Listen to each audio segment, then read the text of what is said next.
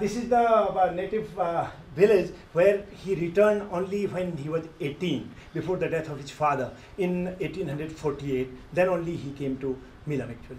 So his childhood was it was very difficult childhood, you know, and this story may have lost. Only in his first vernacular diaries he has given the details, autobiographical or otherwise, that we have used in the biography. Next please. This is Stretchy, next please, जिनके साथ वो पिंडारी गए. These are three Sargent White brothers from Germany who were part of the Survey of India surveying team between 1854 to 1858. Next please. Then comes, this is Montgomery, who was his master in Survey of India, very close friend, and he was instrumental in translating his notes, his vernacular diary into technical reports published by Survey of India and published by Royal Geographical Society Journal. Next please. These are four very major surveyor generals of India. Next please. And in the first tour, he reached Sigatsey, Gyatsey, and finally Lhasa. This is the old photograph of Lhasa. If you remember, when Lhasa was attacked in 1804 by Colonel Young Husband, to that time this photograph was taken. More or less the Potala Palace is same, but the change in Lhasa anybody can feel. Next please. He stayed in Lhasa for 3 months as a Bussoorie trader. In the day he walked to the settlements and talked with the people, and in the night he did the real survey. He prepared a detailed description of Lhasa, visited Potala Palace and saw His Holiness Dalai Lama. When his presence was felt by the Tibetan government, he had to leave Lhasa and reached back safely in Dehradun. Actually, when he returned back from Lhasa, so he followed this Brahmaputra, that is Shangpo, and from the point where he entered earlier from Nepal side, he further trekked and crossed over Mariam Pass. Mariam Pass is the great divide between the catchment area of Satluj and the catchment area of upper Shangpo, that is Brahmaputra.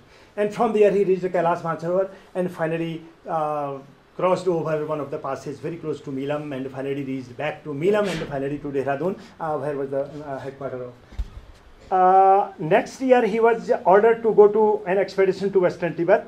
The main aim was to get information about the gold, borax and the salt mines in today's Chinese Turkestan, you know, and geographical information of the region.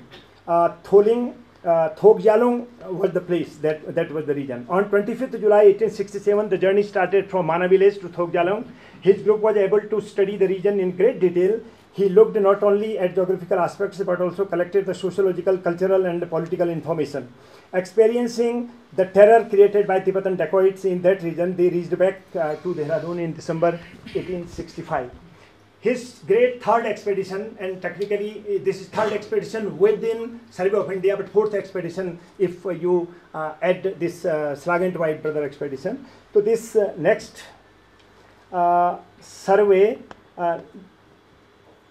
he was the next 5 years were spent in Survey of India headquarters, where he worked as a teacher, trainer, or some kind of something like a guru for the new surveyors who were recruited in the Survey of India after when the second part of Great Trigonometrical Survey was being done in whole of India.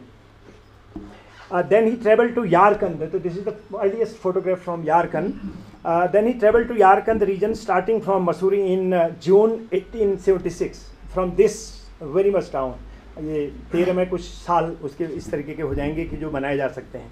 They experienced the Central Asian winter of frozen lakes and rivers. He did the work of route survey, collected information about gold mines of Khotan, and stayed in Yarkand for around 6 months between November 1873 to March 1874. This was the longest stay by any Indian surveyor in Yarkand in those days.